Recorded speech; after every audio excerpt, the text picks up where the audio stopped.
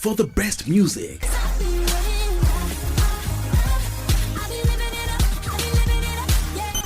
Show me capital business, show me character dickiness, Season sport presentation. Round 10 begins. If they complete this round, Balanced and objective news reportage and all-round entertainment. Listen to the jewel of the pack of radios in this class. Tune in to Radio Afinju right here in Oshobo, Osun State.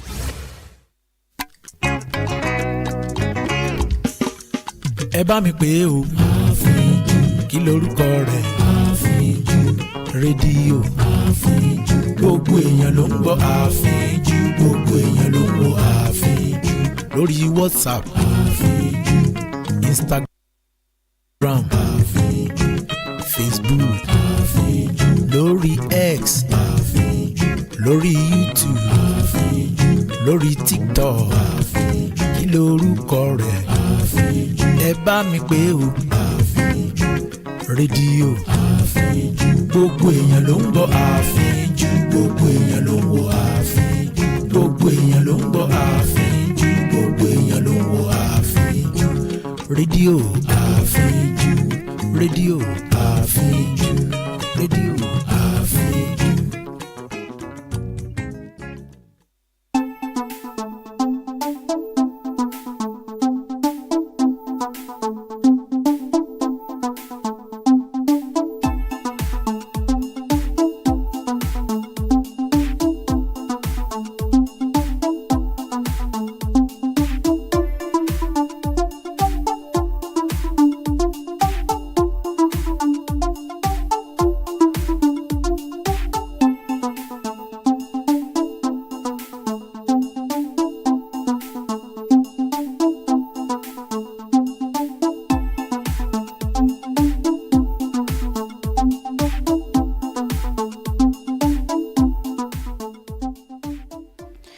Good morning. You're welcome to this morning's episode of the newspaper headlines here on Radio Afinju, where we review different headlines from our national dailies across the nation. All the headlines that made it to our national newspapers. We're going to be reading them out and reviewing them. My name is Durotoye, and I welcome you to this morning's show.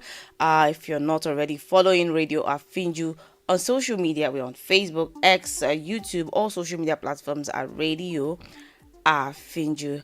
And with me this morning, I have on the newspapers, I have Tribune, I have The Nation, and I have Punch as well, and the New Telegraph as the newspapers I'll be reviewing this morning. And I'll take it from Tribune. The first headlines here says Nigeria needs political will to deal with corruption. That's by Peter Obi. And it also says here that daily bloody attack in Kwara State. Another headline says Tinubu's 2-year record has surpassed the PDP's performance under Obasanjo. That's from the presidency. And another headline, it says Osun is in serious pain over seizure of local government funds. That's from Kamoru Ajisafe, the National Vice Chairman, Southwest. And another headline from the Tribune, it says why INEC has not recognized David Mark and others. That's from the ADC. And on The Nation, the headlines here says Wike Fayose Adebutu incur wrath of PDP pro Jonathan big shots for endorsing Tinubu. Another headline here says Abuja Airport Road, Kwamwan expresses regrets as pilot tells own story. Another headline says I will die after church service on Sunday. That's from Pastor Adeboye. And then another headline from The Nation says a responsible critique requires fact-driven narratives. That's from the presidency to Daily Trust. And next newspaper I'll be reviewing, I have a New Telegraph that says, a headline says, a fate of over 400,000 Nigerians in U.S. hangs in the balance. Fate of over 400,000 Nigerians in the United States hangs in the balance. Another headline here says, coalition of individuals rather than parties will fail. That's from Shikarao. Another headline says, Lagos in tears because of the August rain. Another headline here says, public promise of one term before election is self-defeating. That's from the ACF to Peter Obi. And next newspaper here is the Punch newspaper. And today's headline says, hardship as Nigerian used car market booms as more owners sell off private vehicles. And another headlines from the Punch, it says, WAEC releases revised 2025 WASC results and apologizes for grading error. Another headline here says, Nigeria won't accept Trump's deportee deal like Rwanda and South Sudan. That's from the federal government. And the next headline here from the Punch also says, I lost two hands while trying to save my friend's shop from demolition. That's from an airborne state man. And then finally from the Punch, I have this headline that says, Kwamwan's apology. AGF, IG will decide. That's coming from the NCAA. And these are all the newspapers that we will be talking about this morning on the newspaper headlines program on radio Afinju, the radio station with an impeccable dimension to broadcasting. I'll go on a very short break now, and once I get back, we'll get into it. Don't go anywhere. I'm coming back.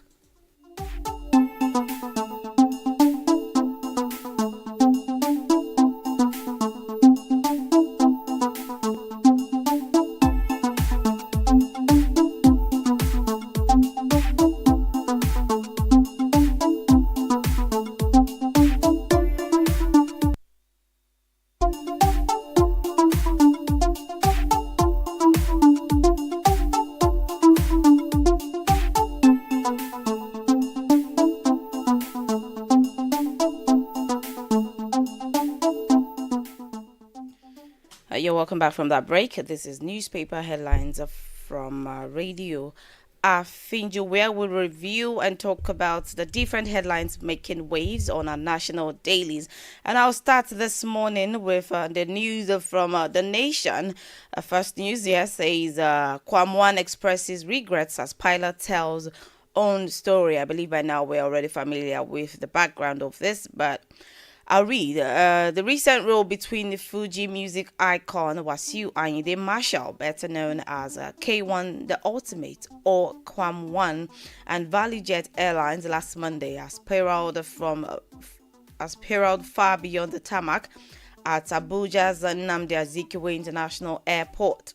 It has drawn in the aviation regulator, the Federal Airports Authority of Nigeria, FAN, the Minister of Aviation, Festus Keyamo, and now analysis of what the Nigerian Criminal Code states about such incident.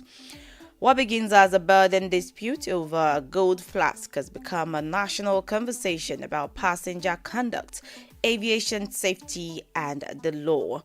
At the heart of the incident are Kwam1 and ValueJet suspended pilot Captain Durotoye, who has subsequently given a detailed account of what transpired. Her narrative contrasts sharply with K1's defense and apology over an infraction that escalated, temporarily halting her commercial flight. Captain Ogoye's recollection begins with the methodical order of a boarding process at 8:10 a.m. Passengers began embarking for Lagos, and minutes later, Kwam1 arrived carrying what she described as a gold flask of unknown content. She said ground staff requested as per standard procedure to verify the content of the flask, but he vehemently refused. He was seen drinking from the flask, and the ground staff suspected that it contains alcohol, a substance prohibited on board aircraft in Nigeria. And it also continues. It says, instead, he responded with comments such as, do you know who I am? You have no right to tell me to open my flask. And as he reached the foot of the aircraft, security personnel reiterated that he could not board without complying with inspection, of which he became confrontational and caused a disruption. It continues, and she said, in an attempt to manage the situation and calm frayed nerves, she left the cockpit and approached him, only for him to open the flask and pour its content over her, a security officer, and some nearby passengers. And then the head of security advised that Mr. Ayinde should not be permitted to travel on the flight due to his behavior, to which she agreed, prioritizing the safety of the passengers and crew. The story goes on, and in his reaction, the 68-year-old Fuji maestro refuted the narrative making rounds, which portrays him as defiant and disorderly. And his own account is less about confrontation and more about a misunderstood medical need. Well, in his apology yesterday, he said that nothing can justify my indiscretion, which has justifiably drawn the anger of many, and I totally regret it. He says to err is human, and he asks for forgiveness because lessons have been learned, and the incident has taught us the importance of circumspection and better civility in all situations. Well, I know that one thing I know when it comes to standard procedure, even water has a limit to what you can. In fact, anything of any liquid amounts, I think about 5 ml, you can't carry anything more than that. So at the point of the security check, when you get to the boarding gate and this you are being scanned, the content of your carry-on, your bags, everything is being scanned. If anything below the standard weight is being carried, they are going to tell you to drop it. It doesn't matter if it's a drug, it doesn't matter if it's a drink, it doesn't matter if it's a medication or a very expensive. It doesn't matter, because when you read the guidelines for onboarding any airplane, when you read the guidelines, it is clearly stated there. There is a limit to the things you can carry. So when it comes to liquid, when it comes to gadgets, there are standard procedures. So if someone comes out to say, oh, my doctor recommended I'm always drinking water, I am always dehydrated, I do not personally think that is, because that would mean anybody can come and say their doctor said this, because you don't even have there is no medical note. And the reason why all these things are even prohibited is not because they don't want you to take your medicine or whatever. It is because if everybody starts carrying extra things, there is a standard, there is a regulation, because the aircraft is suspended on air, so there is a limit to the weight it can carry. If everybody starts bringing on extra this, extra that, you don't know what that will lead to. It is across. It is not even a value jet thing. It is across all countries and all airlines. So we may want to argue that, but he has been doing it before, because I think I watched yesterday that a particular video that was released that saw him onboarding a commercial plane with the same flask. Well, this is Nigeria. Anything can happen. We don't know. Maybe some negotiations have been made and it was allowed. But I know when it comes to standard procedure, you're not allowed to carry more than a particular amount. So going there and saying, do you know who I am? Do you know who I am? I do not think the law should be broken because of personality, or because you are this or that, or maybe when you get your own private jet. Anyway, so that was from the first news from the nation. And the next news here says responsible critic requires facts-driven narrative. That's from the government to Daily Trust, in response to a Daily Trust editorial. It says here that a recent editorial by Daily Trust paints an exaggerated and unbalanced portrait of Nigeria as a nation overwhelmed by hunger, hardship, and helplessness. The presidency is saying that we are not surprised by the newspaper's opinion, as the paper has consistently and deliberately misinformed its readers about the government's policy. The Tinubu administration believes in the right of the media to offer constructive criticism, but it must be anchored on facts and not distortion or selective pessimism. The Daily Trust has on several occasions breached this rule by misrepresenting government policies and actions, a trend for which the newspaper has publicly apologized at least twice. While no one in the Tinubu administration denies that some of our citizens face economic challenges, it is essential to separate honest concern from exaggerated pessimism and generalization. The story continues. It says the Tinubu administration is not indifferent to the genuine concerns of the people. The irony is that what is often criticized today are, in fact, the policies that will ensure that Nigerians have a more secure, stable, and prosperous future. And of course, it goes on and on. It says that the Daily Trust, in its editorial, is biased that Nigerians are hungry without recognizing the government's ongoing interventions perpetuates despair instead of empowering citizens with the youth. So that's the presidency. That's the presidency's response to a Daily Trust editorial that says that Nigerians are suffering and that there is hunger in the land, hunger, hardship, and helplessness. Well, I don't know about you, but I am forced to want to say the same because look around you, there's a lot of hardship. But of course, there might be plans in place by the presidency to what's the word? Is it ameliorate or to lessen the burden that citizens are suffering from? But when it comes to the media, it is the job of the media to report things as they are without any bias. So if, according to the editorial, maybe by their own reports from research and what they've seen, there is hunger in the land, then the onus is on the government to do something about it, right? Instead of being defensive. Well, that's my opinion anyway. What does the young girl know? Okay, the next story from The Nation here, it says, I will die after church service on Sunday. This is coming from Pastor Adeboye.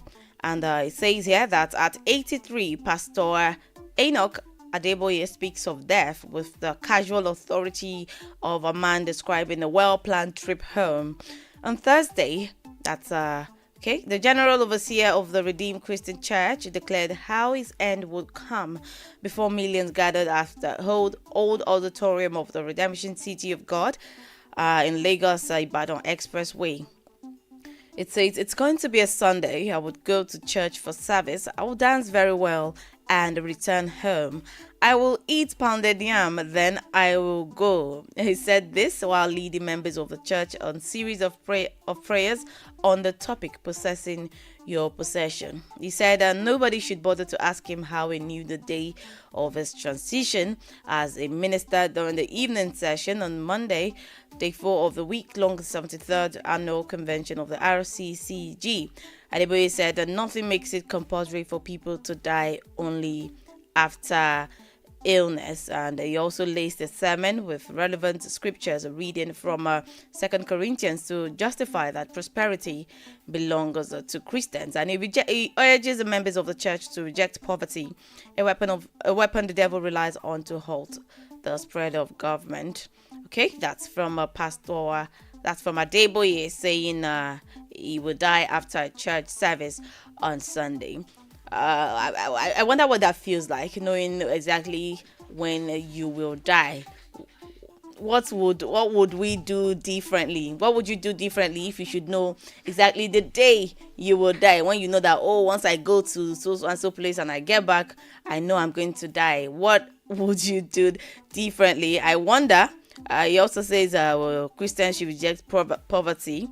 I don't know if rejecting poverty alone works or if that's going to solve anything, but that's from Adeboye. And then the last headlines here from The Nation. It says Wike Fayose Adebutu incur wrath of PDP pro Jonathan big shots for endorsing Tinubu. The plot to draft ex-president Goodluck Jonathan into the 2027 presidential race appears to be gathering steam. Of course, his supporters in the People's Democratic Party yesterday launched what some political observers interpreted to be part of the underground work to clear the way for his emergence as the party's flag bearer. The party's National Working Committee warned the party members against further endorsing President Bola Tinubu for a second term. Although it did not mention the names of party members who have endorsed the president so far, the NWC branded their action as anti-party. And this, according to it, has continued to impact negatively on the PDP, leading to the division, disaffection and heavy hemorrhaging of members with the capacity to diminish the party's electoral fortune if not immediately checked.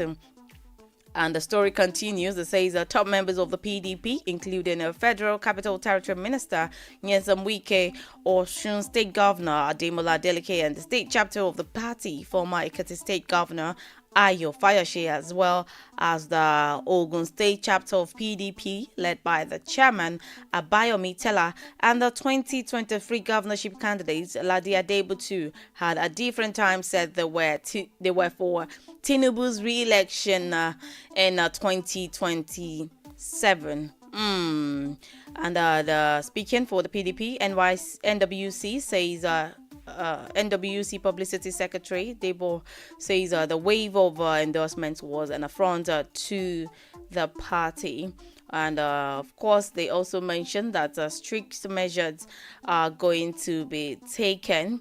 Well, my own personal opinion is where do we draw the line between party loyalty and what's really right for the country?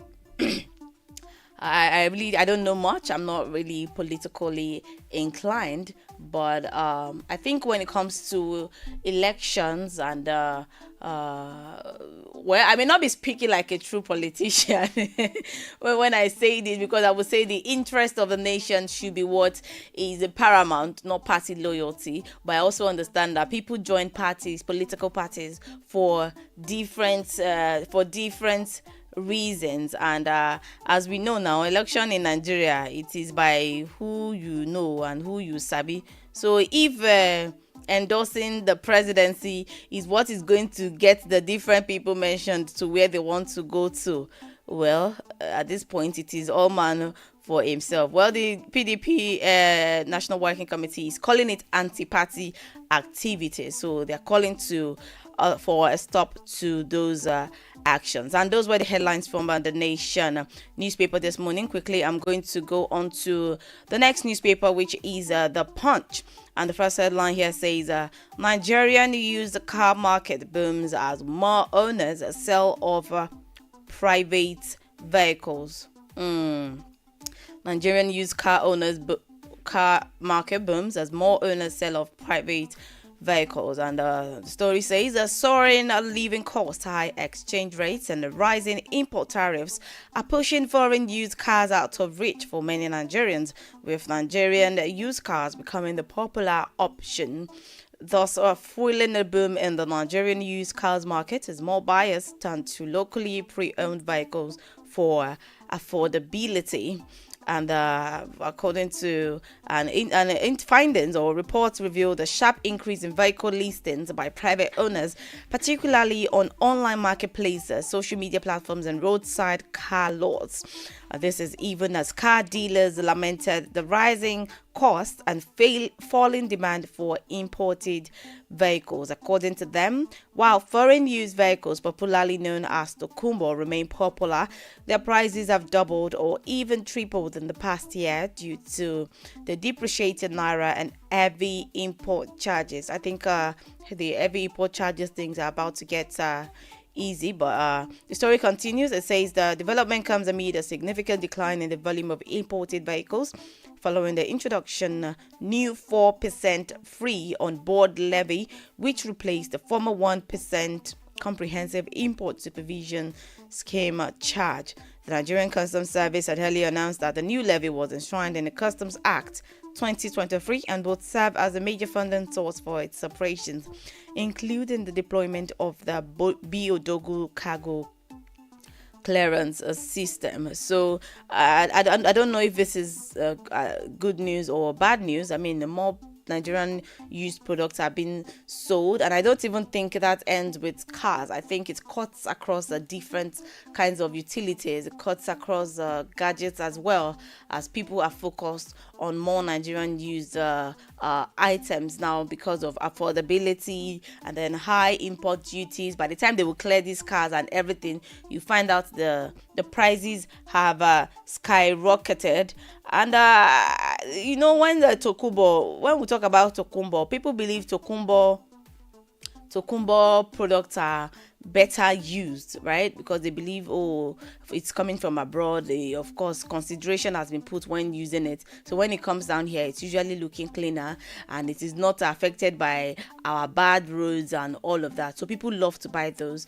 But unfortunately, due to the high cost of importing cars now, Nigerians can no longer afford that. This is almost giving credence to the publication that says there is hardship in the land. Yeah, and the next headline here, also from the Punch, this is still on Kwamwan's apology. NCAA says AGF and IG will decide.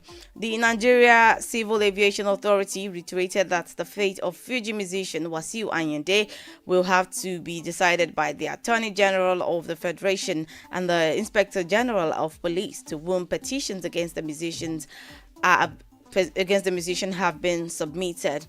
NCAA spokesman Michael Achimugu stated this in an interview in response to Kwamwan's public apology following his controversial face-off with officials of the ValueJet airline at the local wing of Nnamdi Azikiwe International Airport in Abuja. In a personally signed statement, Kwamwan described the incident as unfortunate. I've talked about this already. Well, the incident drew widespread public backlash, with the Minister of Aviation and Aerospace Development, Festus Keyamo, and the Nigeria Civil Aviation Authority slamming a 6-month flying ban on the singer. The NCAA also said it has written a petition to the Attorney General of the Federation and the Inspector General of Police, demanding Kwamwan's probe and prosecution. He, however, stressed that the NCAA lacks the authority to prosecute the matter, adding that the case has been referred to the Inspector General of Police and the Attorney General of the Federation, who are better positioned to determine and communicate the next steps.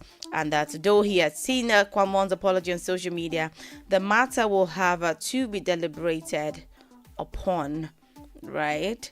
Yeah, so that's from that's all about. They said the Inspector General of Police will decide. It is not up to the NCAA anymore. Let the Attorney General and the Inspector General decide. I also think they should decide if Kwamwan will be prosecuted.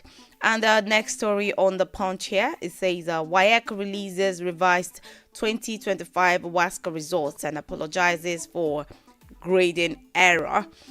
The West African Examinations Council has released the reviewed results for the 2025 West African Senior School Certificate Examination for school candidates following the discovery of grading discrepancies that significantly affected candidates' performance statistics.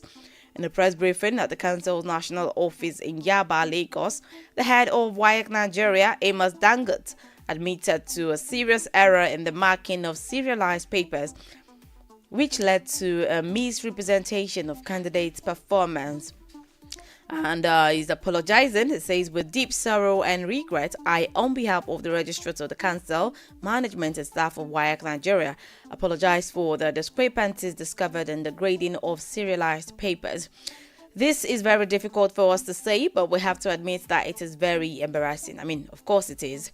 According to him, the council had implemented a new security innovation known as paper serialization, already in use by another national examination body. However, during post-examination reviews, it was discovered that the English language objective test paper-free was scored using incorrect keys that due to a wrongly assigned serialized codes, and other serialized subjects included mathematics, biology, and economics. And this resulted in them being marked with incorrect answer keys. And it is important to note that candidates who wrote the exams using the computer-based mode were not affected. So there's a lot to unpack here, but we cannot afford to keep making these mistakes, right? Our educational bodies cannot afford to keep making these mistakes, because trust me, lives are at stake here. It's not just the other day it was JAMB, and now it's WAEC. Like, for how long are we going to continue? Really, how long are we going to keep apologizing? Are we going to keep making excuses? Are we going to keep shalaying or explaining?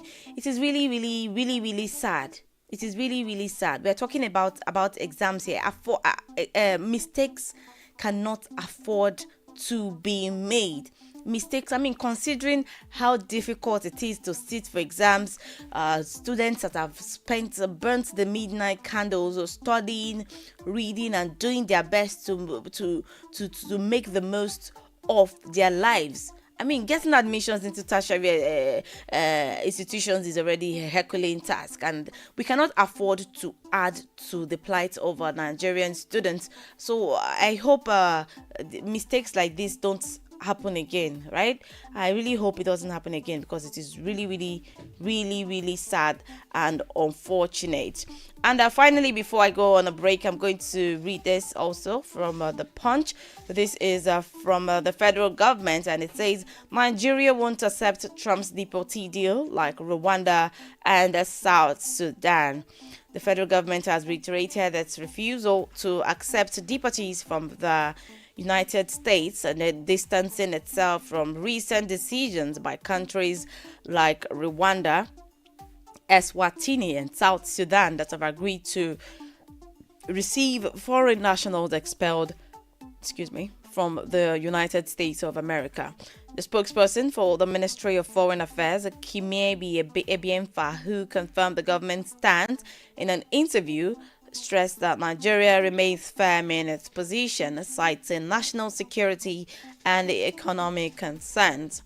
The Minister of Foreign Affairs, Yusuf Tugar, had in July revealed that the President Donald Trump administration was mounting pressure on African countries to accept deportees convicted of crimes into African countries under its third country deportation policy. The United States, it says the move is unacceptable and warned that such a policy would unfairly burden countries like Nigeria, which are already grappling with their own internal challenges. Although Tuga did not reveal the details of the diplomatic pressure being mounted on African countries, the Trump administration had previously announced new visa policies for Nigerians, introducing more restrictive terms for most non-immigrant and non-diplomatic visas. And according to the new policy, most Nigerian citizens seeking to enter the United States will be issued single entry visas valid for just 3 months. Is this because I don't know. Is it because Nigeria has refused to accept the third nation, the third country deportation policy? I mean, we are already a lot as it stands. So I do not also think that we should accept that. We are over 230 million people, and we can't even cater to all of us yet. And then you want prisoners from other countries, Venezuela, right? We have our own problems. We cannot accept deportees into Nigeria. I'm sorry, I share in the same sentiment as well. And that was the Punch newspaper, and I will still have more papers to review, and I will be doing that after this break. Don't forget, this as newspaper headlines on radio. Finju, the radio station with impeccable dimension to broadcasting, and I will be right back.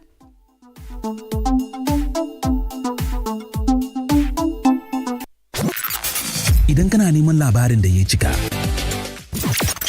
maganan siyasa, akwai lokacin da sai kawo telecommunication, wakokin zamani na kasa da na kasan waje,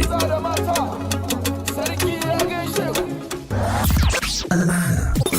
Idan kana so ka tsaya ko ka tsaya, duka zaka samu a Radio Afinju. Farai da gaske, Radio Afinju ne shugaban radio a nan Osogbo, Osun State. Radio Afinju in tsarin yana da labari mai inganci da kyau. Radio Afinju, an impeccable dimension to broadcasting. Idan kana neman labarin da ya cika. My dear, mo fẹ́ kọ́ máa tí mi wá máa gbé lọ́dọ̀ wa kó lè máa ràn ọ́ lọ́wọ́. Ràn mí lọ́wọ́ fún kí ni jàre? Kó lè máa ràn ọ́ lọ́wọ́ náà ni. Tí mo ṣẹ̀ṣẹ̀ gbéyàwó tán ní kọ́ máa tí ẹ̀ wá máa ràn mí lọ́wọ́, kó má wá o. Yóò wá o. Àní kò lè wá. Yóò wá o. Àní kò lè wá sẹ́.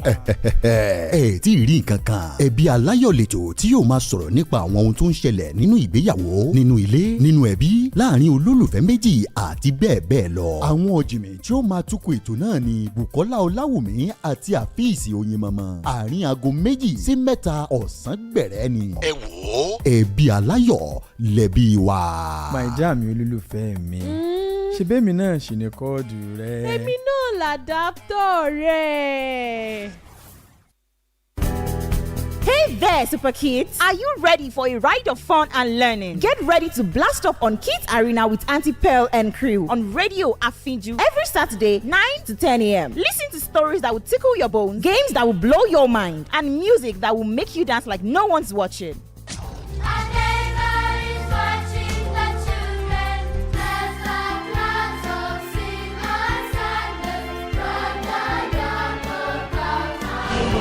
There's also lots of surprises and gifts to be won. So gather your friends, turn up the volume, let's have fun and make awesome memories together with Auntie Pearl and crew on Radio Afinju.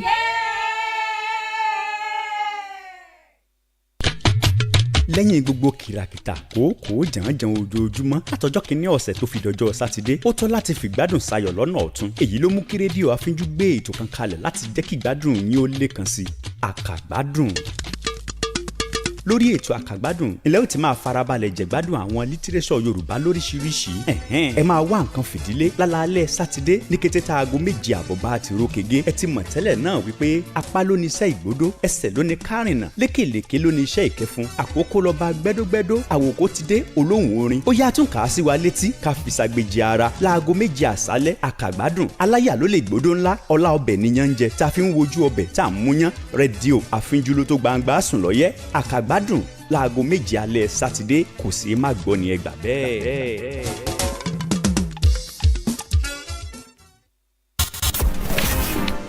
What's up, Naija? Did you miss any entertainment gist or music updates over the week? And if yes, then catch up is what you need to stay informed. Catch Up is loaded with 3 mind-blowing segments. Are you fascinated with the gbas-gbos on social media? Let's talk about it on What Trended over the week. Music lovers, it's time to get your playlist updated with our top 10 songs. Then, brace yourself to explore the world as we take you places. There is no other way to get you updated than Catch Up. Join Spicy Honey Drops and your radio gem on Catch Up every Saturday, 2:30 to 4 p.m. on Radio Afinju for a moment of fun. Don't worry, Catch Up got you covered.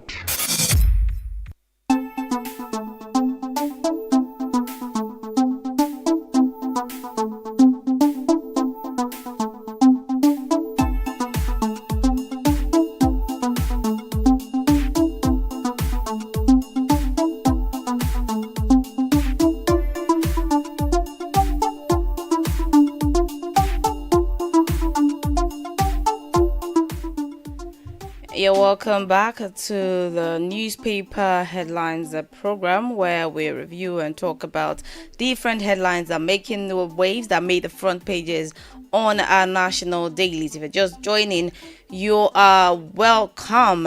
And right about now, I'm on to the newspaper for another newspaper for this morning, and this is Tribune, and the first story here says Nigeria needs political will to deal with corruption. Nigeria needs political will to deal with corruption. This is coming from Peter Obi. And the story says Nigeria's 2027 presidential aspirant from the Labour Party, Peter Obi, from the ADC, Peter Obi has declared unequivocally that fighting corruption is not a difficult thing to do in Nigeria, as it demands only the political will to do so. He made the declaration while speaking to students of Abubakar Tafawa Balewa University, Bauchi.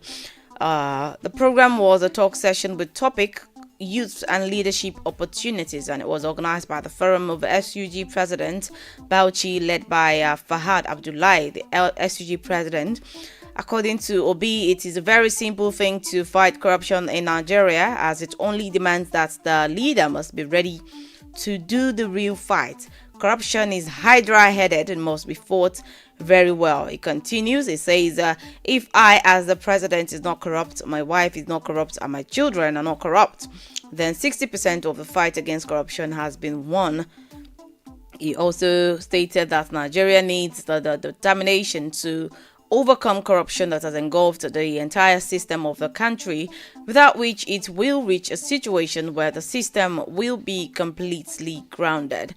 Additionally, he reiterated that he does not need more than 4 years to fix some of the major problems militating against the development of the country, stressing that those 4 years are enough to have an impact on Nigeria. He talks about a lot of things. He lamented the decay in the education sector in the country, and he says that needs urgent attention to be fixed to have a more functional system that will produce the best brains for the country. He said a lot of things, but that is the cocoa, the main story. He says Nigeria needs political will to deal with corruption, but you agree with me, it's not a one-person thing. It is not a one-person thing. It has to be joint effort, because from what he said, if the president is not corrupt, if his wife is not corrupt, if his children are not corrupt, that means 60% of people are not corrupt. But there is 40%, and that 40% is not a small number, right? The 40% still goes a long way. He also mentioned that he just needs 4 years. Well, I don't know. Again, I'm not a political person, but Nigeria's problems, it goes beyond 4 years. But if 4 years, maybe the major areas that are the most pressing issues, we'll see about that. 2027 is just around the corner. All right, the next story here says daylight bloody attack in Kwara State. Gunmen suspected to be bandits on Friday invaded Babanla community in the Ifelodun local government area of Kwara State, killing an unconfirmed number of people, including security operatives. Recall that a similar attack occurred in the same local government area last Friday in Gamu community, where 2 people were killed and 3 abducted. In response to the latest incident, the state government has established an immediate security cordon around Babanla. And according to a viral voice nearby residents, the armed attackers fired sporadically, targeted the local police station, and looted several grocery shops and a hotel before being repelled by security forces and some brave members of the community. The resident claims that the invaders numbered about 300 and described them as headers. And he added that most members of the local vigilante group were absent during the invasion, having reportedly traveled for a meeting, a development which he said gave the attackers a free hand to loot shops, homes, and cut away food items. So this happened in the Kwara State. It's a really, really sad development in broad daylight, and if anything is worthy of note here, it says that most members of the local vigilante group were absent during the invasion. So it's almost as if it's pointed to a planned attack, right? Because they know that, okay, most members of the local vigilante group will not be there to defend them or to repel them, and so they attack, they killed, looted, carted away goods, items worth a lot of money, and also killed security operatives. This is a really sad news. 300 people invading a community, and to think a similar attack happened last week as well. I think at this point something serious needs to be done.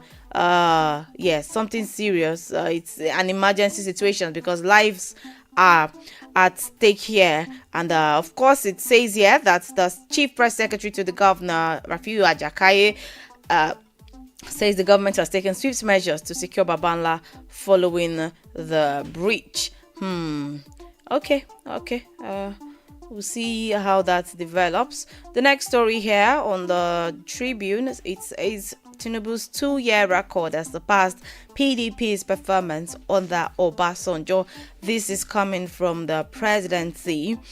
The story goes, it says the presidency has claimed that President Bola Ahmed Tinubu's achievements in his first 2 years in office have exceeded the performance of the People's Democratic Party during the Olusegun Obasanjo administration from 1999 to 2007.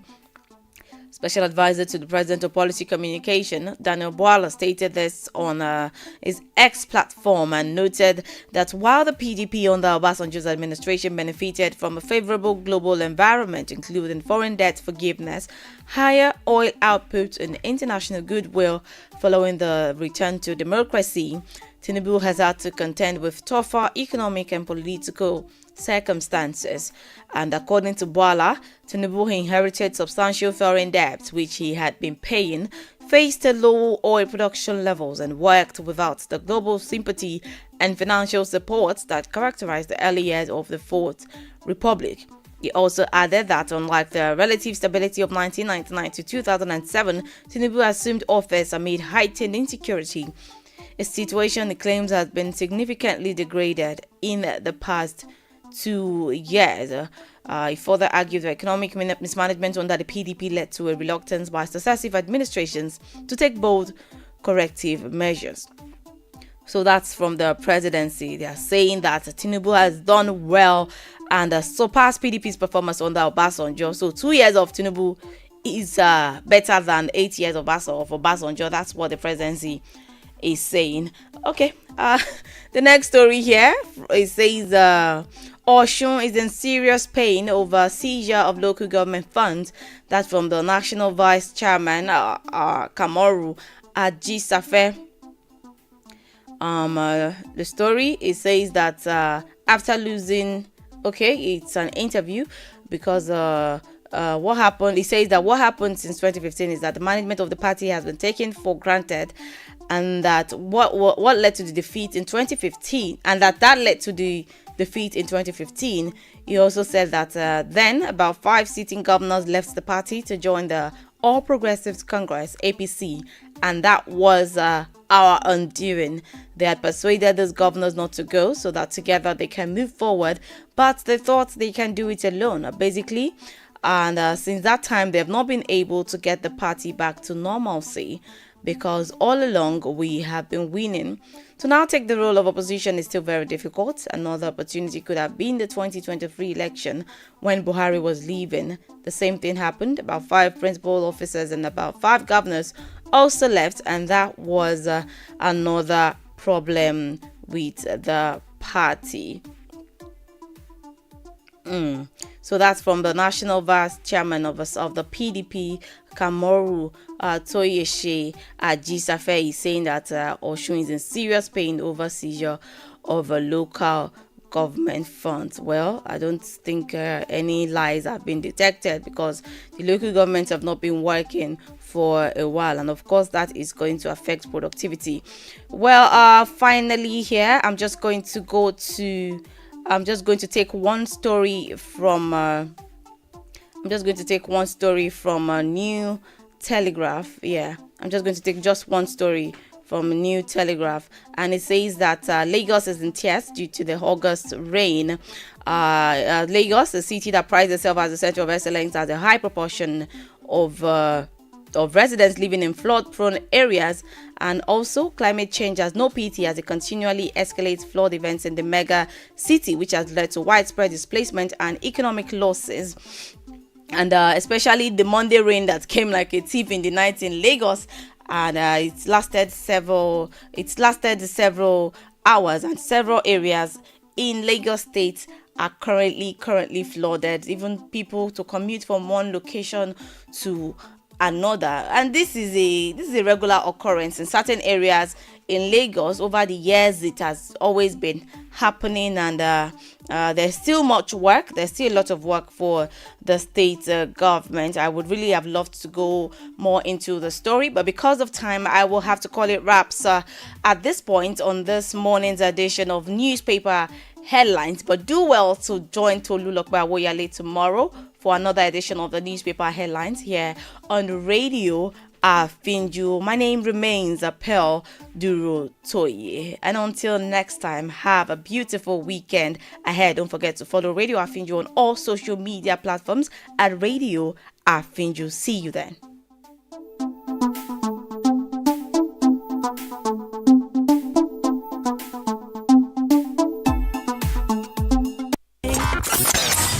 Maka akụkọ okwu gbasara ndọrọndọrọ ọchịchị egwu